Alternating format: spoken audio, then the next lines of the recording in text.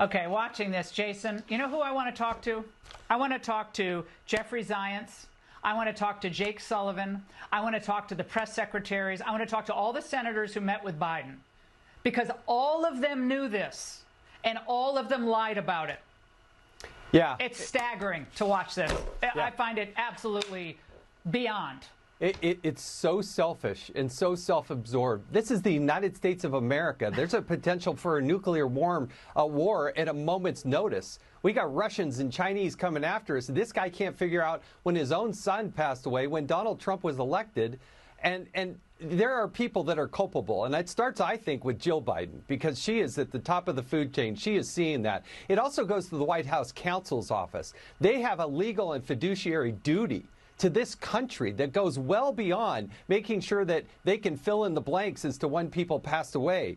Ed Siskel and Rachel Cotton, these should be common. These are names within the White House. They were there filling in the blanks for the president. They don't feel like there's a duty to tell the Attorney General, to tell the cabinet, to tell the senior leaders, the Gang of Eight, what's really going on here?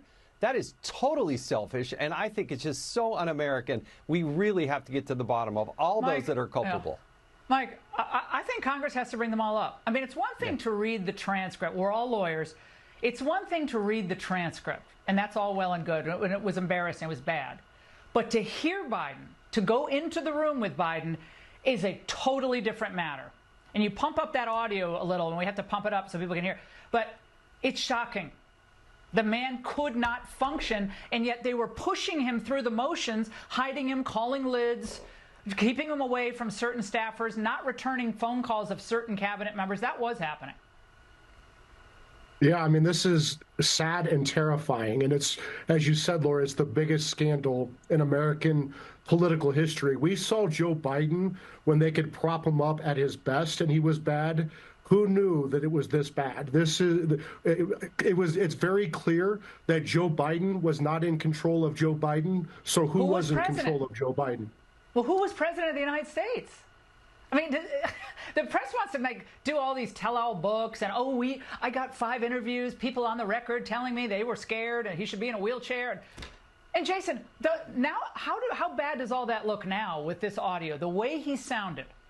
Well, how bad does that look? We've only heard 4 minutes. There are hours worth of tapes over 2 days. Yeah. And, you know, James Comer today announced that the Oversight Committee is going to dive into who is really running the auto pen.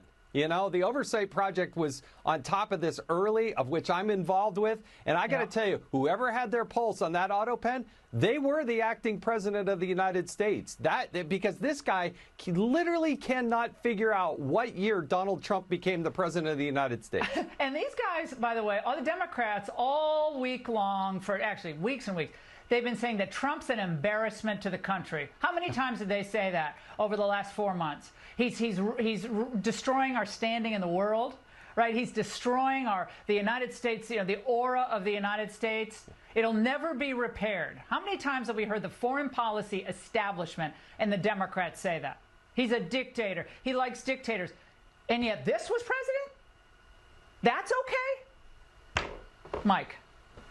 Yeah, I mean, I think that Congress needs to call in every one of these cabinet members because they had a constitutional duty under the 25th Amendment to make sure that our president was mentally fit to serve, and they were clearly covering up for the president, that they violated their constitutional oaths. Every single one of them, Jason, because every single one of them either knew or it was a gross dereliction of duty. The oath that they took was to uphold and faithfully execute the laws of the United States, uphold the Constitution. I don't think any of those top dogs in that White House, as smart as some of them are, and Jake Sullivan's not a dumb person. Zients is not a dumb person. They knew what was going on. The intent is obvious. They did not want to reveal to the country the truth about the Commander-in-Chief of the United States. You've been in the White House. It is steps away from the Oval Office and from upstairs.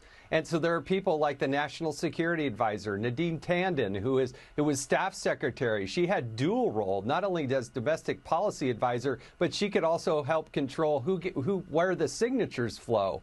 And so these are the types of people that absolutely every single one of them should be called before Congress. They should go in for transcribed interviews or depositions and have to go on the record. What did they see and when did they see it. We can also talk about the media and them totally not doing their job. But there are people there who are paid by the taxpayers to protect the United States of America. They were protecting Jill and Joe Biden and Hunter Biden. They weren't protecting the best interests of America. Now, the media was focused on January 6th, Charlottesville, their narrative. We have another piece of this audio, and joining us to react is Lisa Booth, Fox News contributor, Matt Towery, pollster and political analyst.